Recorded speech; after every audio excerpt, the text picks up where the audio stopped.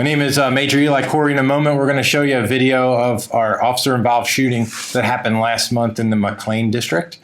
The video is about 14 minutes because there's some information that the officers collected prior to going into the house that is essential for you all to see the context of the video. Following that, Chief Davis will come out and take some questions. What's the address? 911, what is your emergency? Hi, I'm at. We had an incident earlier where we called.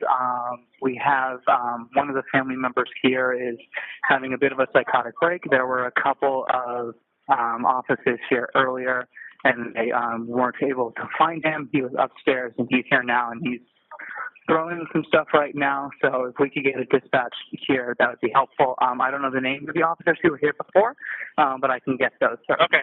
Hold on 1 second. So isn't coming up as an address. Sure. I might have the number wrong. Give me 1 second. Yeah. Sorry, what's the number? No, excuse me. You're fine. So is this a single family home? Okay, and what is your name? My name is, you probably got a call earlier from a. Gotcha. Okay, and what is your phone number?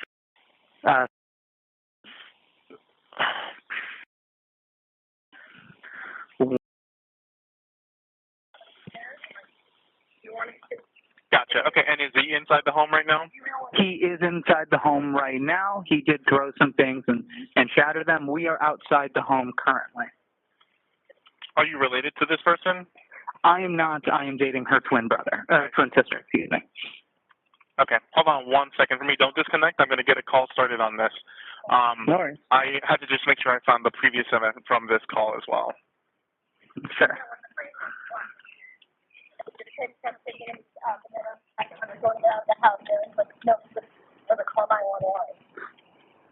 Is anyone injured at all? Is he just like in the No one's injured. He's just in the home doing that. I haven't heard any crashes since we have left, so he might have calmed down, but he, is a little frazzled and mentally unstable right now when someone is inside the house.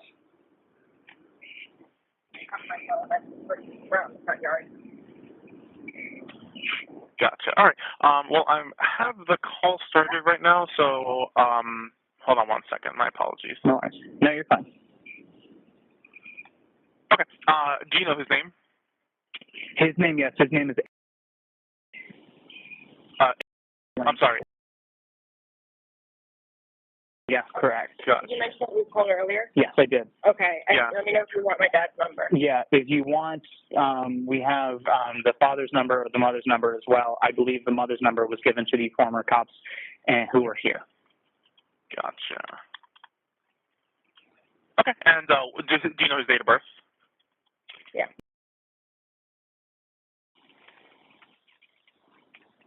Gotcha. Okay. And the last name was? Yes. Gotcha. And I'm just going to be asking for a description of him just in case he leaves. Is he white, black, Asian, Hispanic? He's white, about 5'6", short. Buzz cut hair, just a t-shirt, pants. Yeah. I don't remember. Black t-shirt, don't remember the color pants, but he's, white now. Black shirt.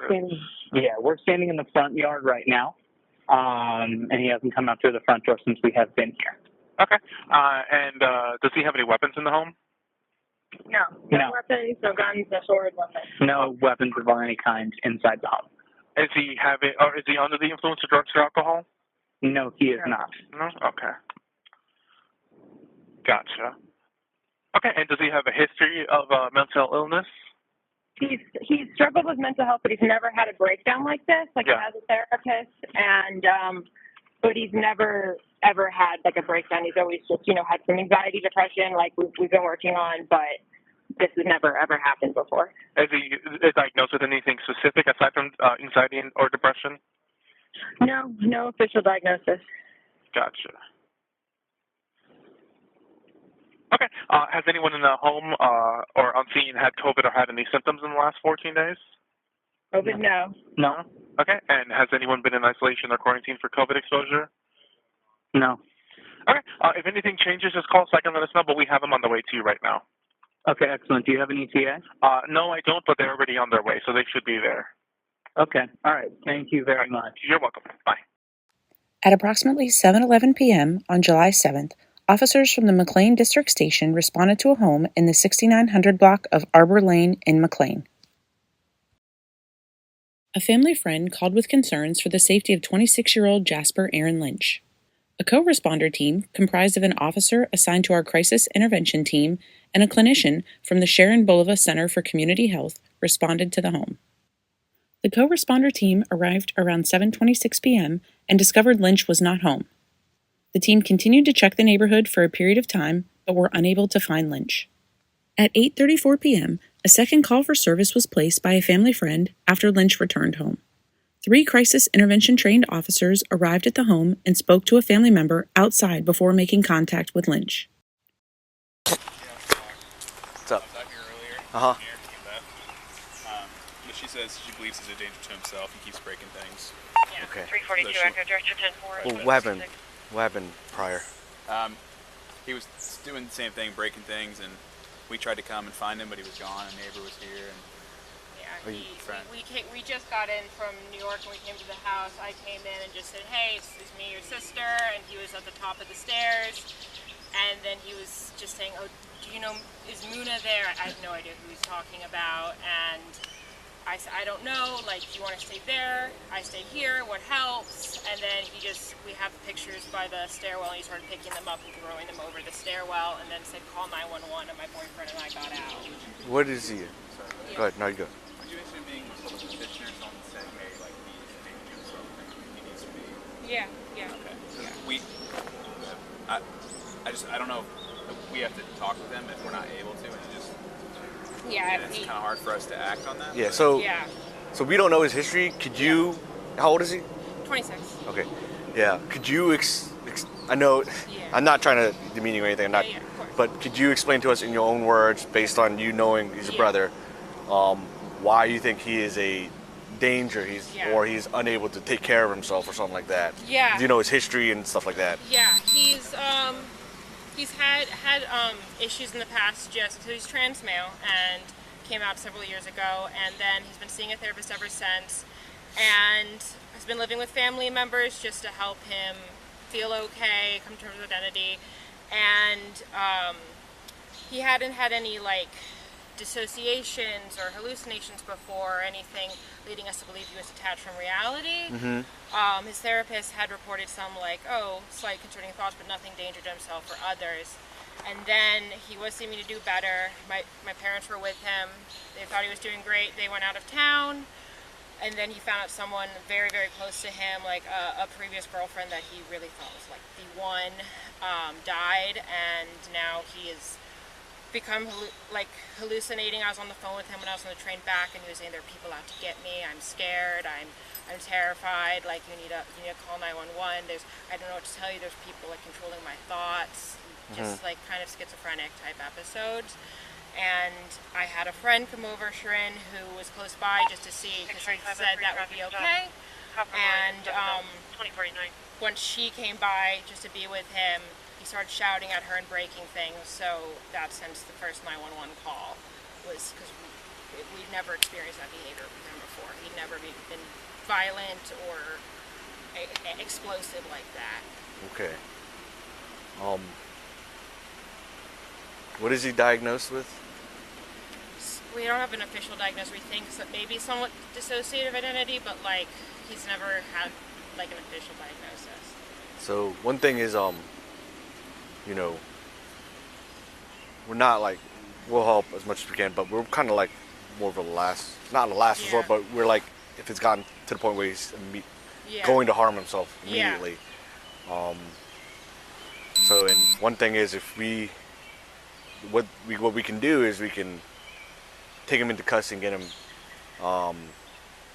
evaluated. Legal, like criminal custody. No, I understand. And then we get him evaluated, and it's up to the clinician if they want to keep it. Just be aware that's like kind of a bridge we can't cross back because some people don't like the police, or no, and I we get have that. and we have policies where, you know, if we take someone into custody, we have to search them, cuff them, put them in the cruiser. Yeah.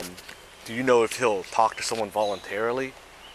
I think since he's really not seems attached to reality right now, like he might talk, but it might not make sense. Okay. I mean, and that's if he Yeah. talks to them and the clinician determines that based on their experience that, Yeah.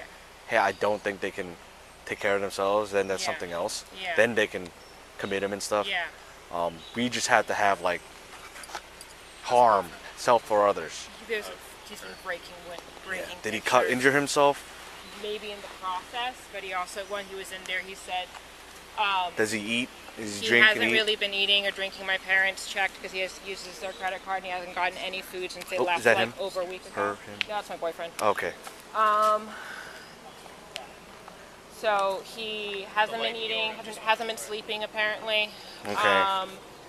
And yeah, and when he was in there and starting to smash picture frames, he said call 911. Yeah. I don't. I know it's like a last resort, but No, it's, but yeah. we have to be able to, like, for us to Yeah. take him to a clinic. Yeah, it has to be pretty bad. Like, it has to be the point where we have to get involved. Like, Yeah, I I'm scared to go I into understand. the I understand. Yeah, house. We yeah, may yeah. have to pursue a route where you go to a magistrate and testify that he's a danger to himself, because based on what you're saying, it may be hard for us to get that from Yeah. what he's saying. But we'll cross that bridge Yeah. and we'll try and make contact. I'll talk Okay. with them and Okay. him or her. What is it? It's him, yeah. Okay. he's- Well, I'll talk with him and Male identifies male. I'll see if he even just wants to go voluntarily. Okay. Because I Yeah. think if they think Yeah. they have an issue and they want to help themselves, that's probably the best issue, Yeah, rather he than did us forcing say us. call 911, so Okay. that gives me a little bit of hope. Where is he? He went upstairs, so you see that back window up there. So is that my Is room? it? just Can we put go? light on in your Can we go through the front? Yeah, so you Okay. can go through the front and then just go up the stairwell and to your left.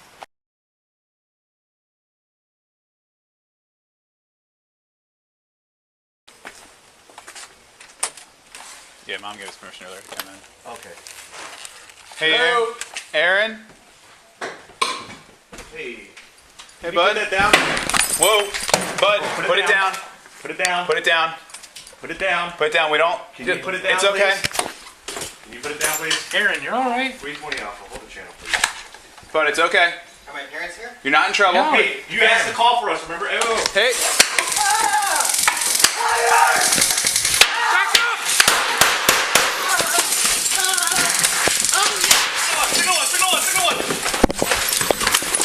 I got you. It's okay. It's okay. I'll get that kit. I'll get that kit. Get the tac kit. 325 Charlie. Shots fired. Stardust supervisors. Rescue immediately.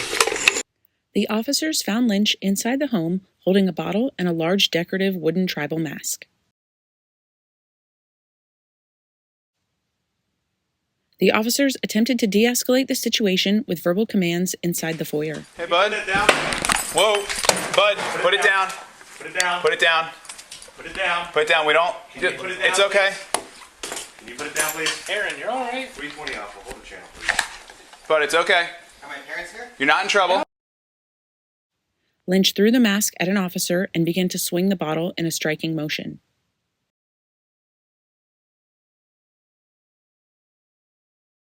Lynch ran towards the officers while swinging the bottle. Two officers deployed their electronic control weapons but were unsuccessful at stopping Lynch. One officer discharged his firearm, striking Lynch 4 times. Officers immediately rendered aid until fire and rescue personnel arrived. Lynch was pronounced deceased at the scene.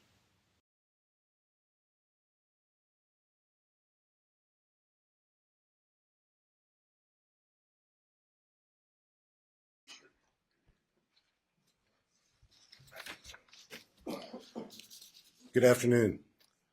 Police officers here and across our country use force in response to resistance and in response to aggression. And every time we do, our profession takes it more seriously than ever before in our profession's history. On the occasions when police officers use deadly force, it's always a profoundly sad event. And this event is no different. A life no longer exists. And because a police use of deadly force was involved, we, again, take it very seriously, and we conduct a thorough criminal and a thorough administrative investigation, and we work in partnership with the Commonwealth's Attorney's Office. The release of this body-worn camera footage is consistent with our transparency and our body-worn camera release policy, which has been in effect just less than a year now. But our commitment is each and every time we have an officer-involved shooting and it's captured on body-worn camera, that we will release it to our community within 30 days. And this instance is no different. We, so far in 2022, have responded to 6,700 calls for service for persons in mental or behavioral health crisis. And that 6,700 number breaks down to about 33 calls for service a day across Fairfax County. We use force less than 1% of the time. So I'll put that in perspective again. 6,700 responses to behavioral and mental health calls for service year to date. Less than 1% of the time we're using force. Our county's commitment, and this goes beyond the police department, our county's commitment to adopt, and we have adopted, a co-responder philosophy, that's underway. We're in phase 1. We move out of phase 1 and go into phase 2 in just a few days, August the 8th to be exact.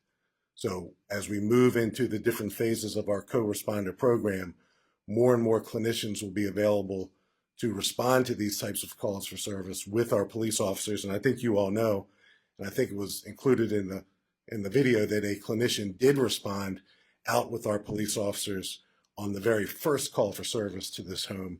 And then about an hour and a half later, that clinician had moved on to another location at the conclusion of his tour of duty to complete some administrative paperwork. That's the only reason why a clinician was not in a place where he was able to respond with us to the second call for service.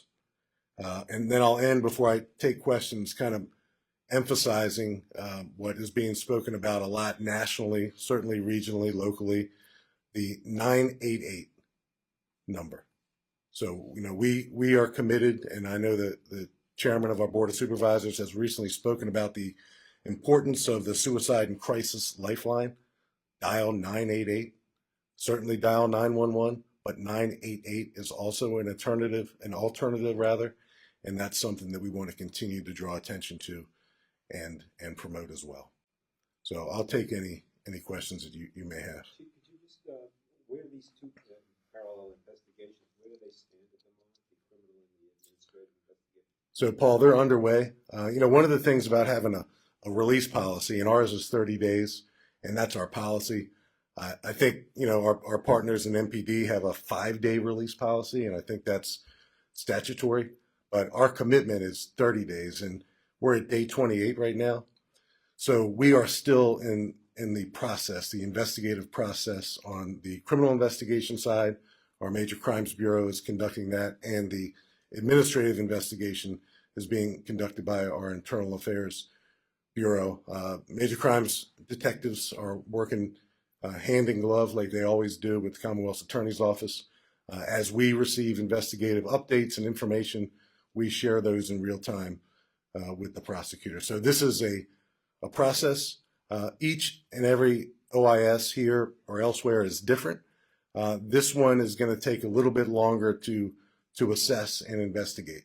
The circumstances are different, and you all have undoubtedly seen a number of these body-worn cameras depictions for either critical incidents like an OIS or otherwise, and some are more clear than others. This one isn't exactly as sterile because there's a lot going on.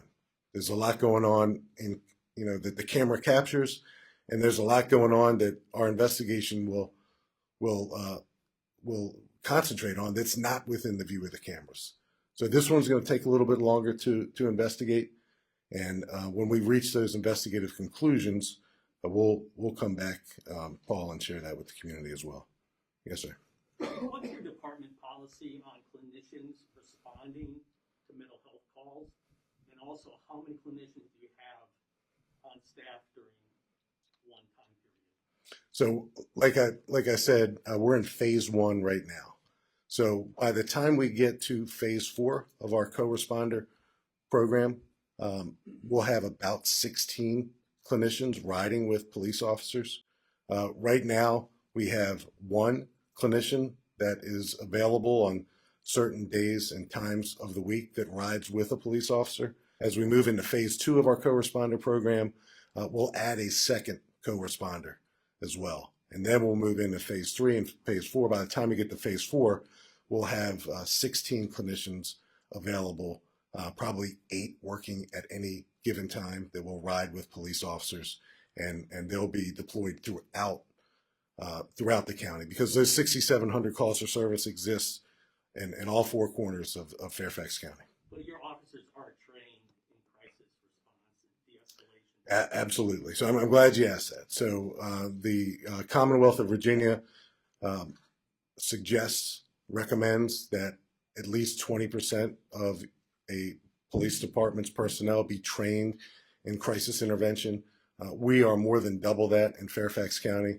And in fact, all 3 of the police officers at this scene, and hopefully you saw that there were 3 police officers here, 2 deployed their electronic control weapons or their tasers, that's the brand name, and 1 deployed his firearm. All 3 of those officers are fully trained in crisis intervention, and it is a 1-week class. It's a specialty type of training that requires enhanced training and retraining. So all 3 of these officers are CIT trained.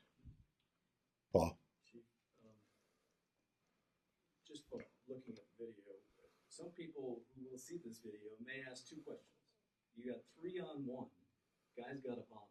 Why not just try and take him down without deadly force? And secondly, it looked like the officers had just come in the front door and he was there in the living room. Couldn't they have just retreated? So let me chop that up a little bit, Paul. So the de-escalation, and we require de-escalation as a matter of policy. We train our police officers to de-escalate. And in fact, and I think you're aware of this, we're right now engaged in the gold standard use of force training that our country has to offer, called ICAT training, integrating communications, assessments, and tactics. It's a police executive research forum, gold standard training that was developed back in 2015 based on a UK model of force. And it goes beyond de-escalation. It emphasizes and trains our officers to take advantage of time and distance. It's de-escalation training on steroids. So I think as you watch this video, and again, we're going to share it in its entirety with everyone, you see the police officers using this young man's name. And they're telling him repeatedly to put the objects in his hand down. And the objects in his hand include a champagne bottle and what amounts to a wooden object. And you can see the wooden object thrown at our police officers. That wooden object later turned out to be some type of decorative mask that's usually hung on walls in homes. So the police officers, their presence and then their repeated demands for Mr. Lynch to drop what he had in his hands amounts to verbal de-escalation. And then when the electronic controlled weapons or the tasers were used, that less lethal force, I think, is another progressive effort to use less than deadly force to handle the situation. And again, this is still under investigation, so I want to be very careful not to offer any assessments or any opinions, but I think it's clear to see from the video that was a very active and chaotic incident. And I think it's fair to say that Mr. Lynch, as he ran toward our police officers, and again, this is all being investigated, was an aggressive act. So it was a very difficult circumstance for police officers to deal with. That was a scenario, and you saw our police officers talking with his sister and talking with her boyfriend. We absolutely could not have walked away from that incident. we have a duty to care. And I think the police officers asked so many questions, and I know it took a little bit, and it probably several minutes, but we wanted to include that to demonstrate that our police officers are making every effort to ask the right questions, because we just don't arrive on these scenes where someone's in crisis and, absent any additional information, go into someone's home. Those days are long gone. So certainly, I think our officers, were confronted with a very chaotic and dangerous situation. But again, the investigation, it's still ongoing. And again, we're only 28 days into this. Will eventually speak to those other issues, Paul. Are you able to say, Chief, why the tasers were ineffective? So that's going to be all part of the investigation. If you pick it up on the video, there's two laser dots. One is red and one is green. The colors really don't mean anything. That gives the police officers who are handling the electronic control weapon an idea of where their taser will hit. You saw that the person involved in this incident wasn't exactly standing still.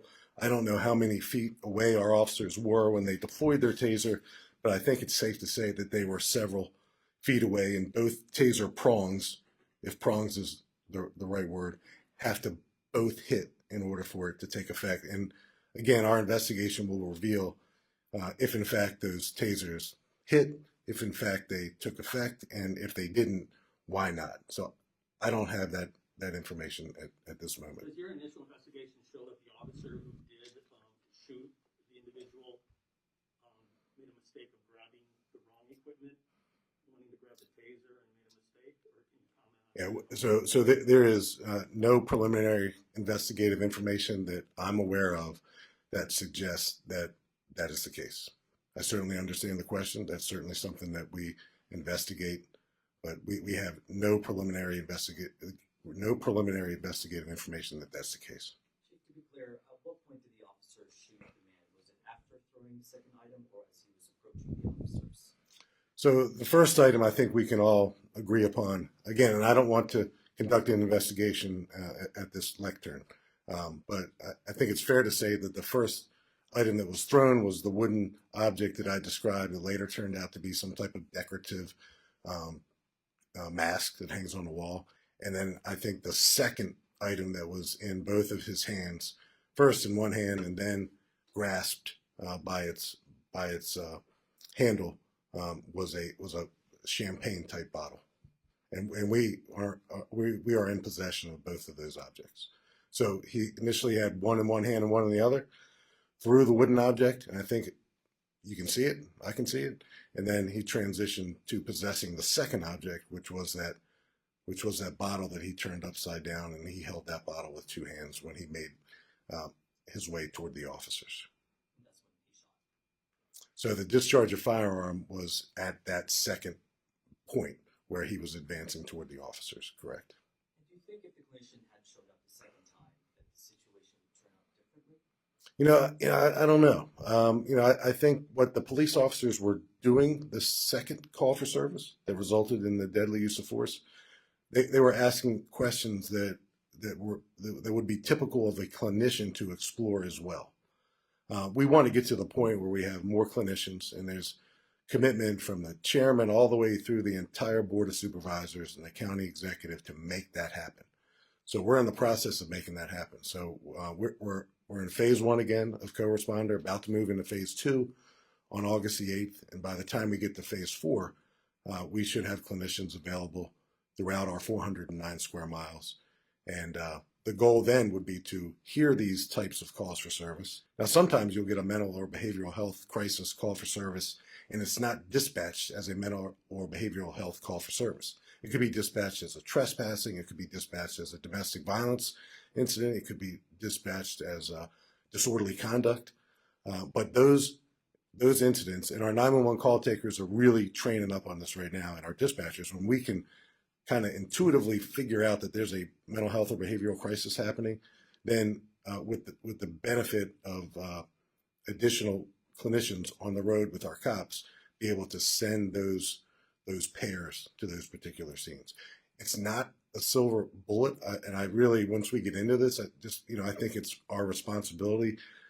both law enforcement and even local media to manage expectations. It will certainly result in many more better outcomes for people in crisis. Is it going to perpetually eliminate use of force? Probably not. But again, when you look at use of force and mental health crisis, the 6,700 calls for service that we've responded to this year, we've only used any level of force less than 1% of the time.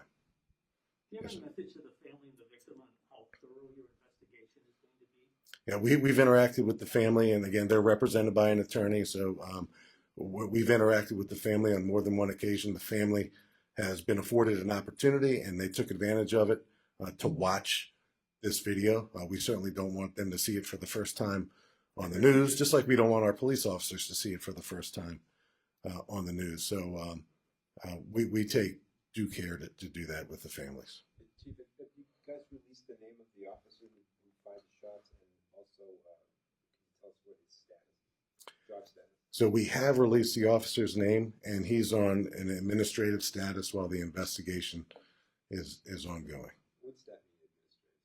He's not assigned to patrol or other public contact positions. That's consistent with the policies of most police departments across the country. Chief, if there was a clinician there, how would that look? Yeah, I don't want to go too deep down the hypothetical hole, but I think what would happen in a situation like this, because we certainly want to, and we are developing right now what will eventually be a world-class training experience for all of our clinicians, because we're not asking our clinicians to stand in harm's way. We don't want them to stand in harm's way, but we want them to be an additional asset to work in partnership with our police officers. And again, these 3 cops are all CIT trained, but our clinicians' training and experience would obviously be at a much higher level.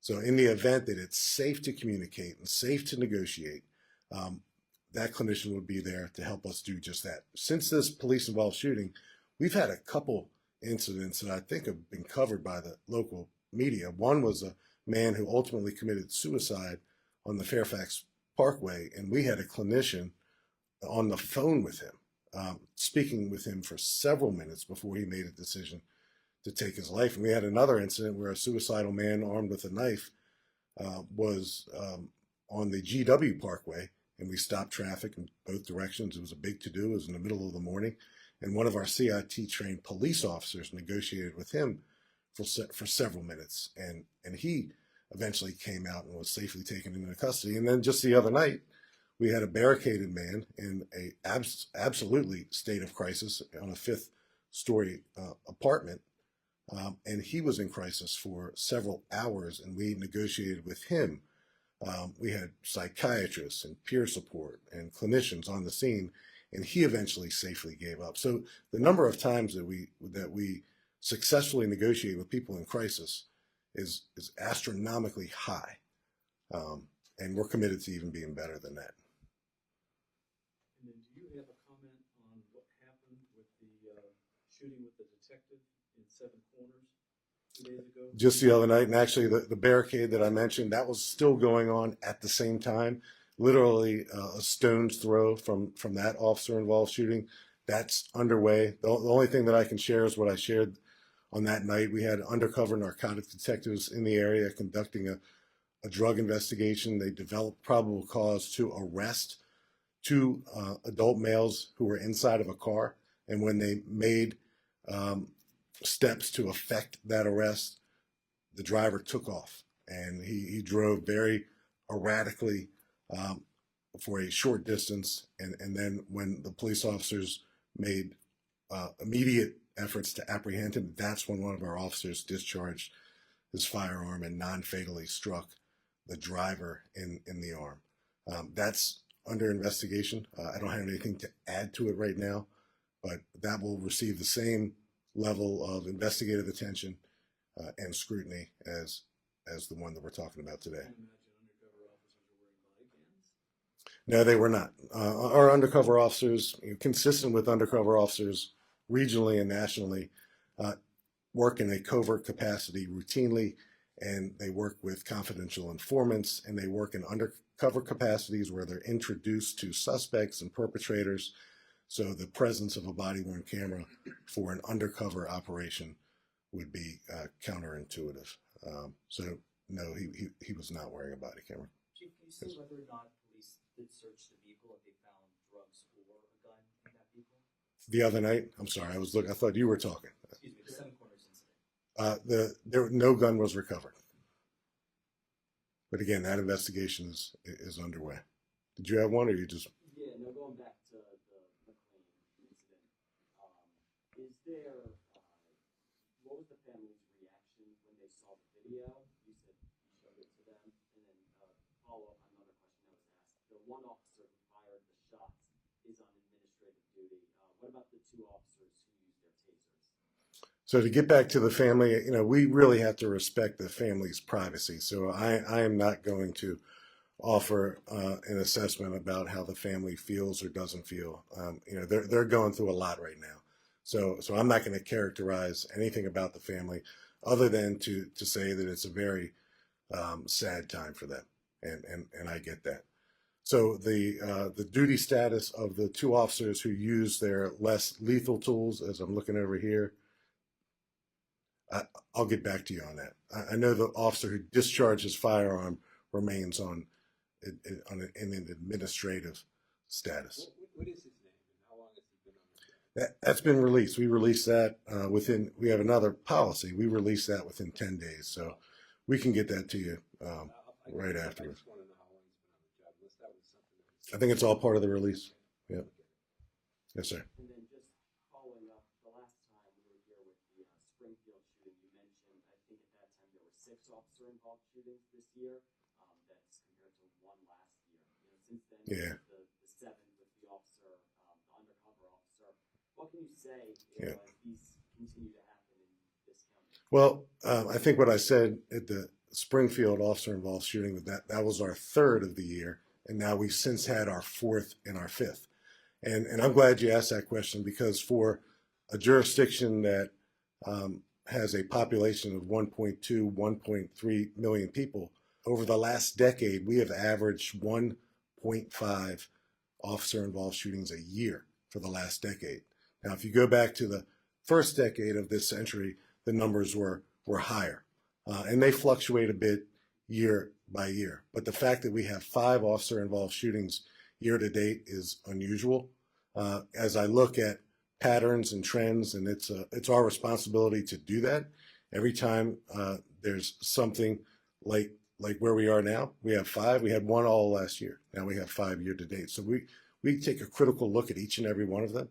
But holistically, I can say that the majority of the folks who are involved, again, sadly, and there's no blaming or shaming going on here, but sadly, there's a strong degree of mental health and behavioral crisis. And again, that speaks to what are we going to do about it? The co-responder model is important. Just to drive that point home, I think you said you're averaging 33 calls for service on mental health issues every day? Every day, Paul. Every day. So 6,700 year to date, 33 a day. And that is more than twice the number of behavioral and mental health calls for service that we responded to just a couple years ago. We're at a unique time. Yes, sir. In the video, Mr. Lynch asked if his parents are there. So just to confirm, this was his parents' house? It was his parents' home, and they were not home. I don't know why he asked that, but he certainly does ask that. His parents were not at home. In fact, again, I want to respect the privacy of the parents and the integrity of the investigation that's still early and ongoing. Our clinician had communicated with the parents on the earlier call for service an hour and a half before this call for service. Yes, ma'am. Do you have one? Yes, sir. Christy, right? Yes, thank you. Okay. When the community sees this video, they may find it disturbing, and so I know you started off saying this initially, but just maybe your message to the community about this loss of life. Yeah. Well, I started off with that message because it's the most important message. So if it's helpful to say it again, I certainly will. And we can't say it enough. Can't say it enough. Any use of force that's depicted on video, particularly any deadly use of force, certainly is tough to watch. It's tough to watch. And it's tough for us to watch. It's tough for you to watch, but it's even tougher for the family to watch. So our message is anytime we have to use force, particularly when it comes to trying to help someone in crisis, and again, we only use force less than 1% of the time. And I hope to see that in someone's reporting.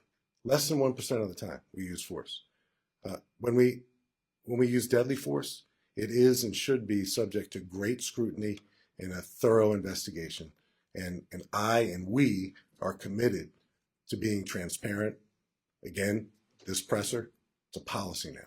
Wasn't even a policy a year ago, it's a policy now. And as we reach a conclusion of this investigative process, we'll be back standing before our community to offer that assessment as well. Thank you all.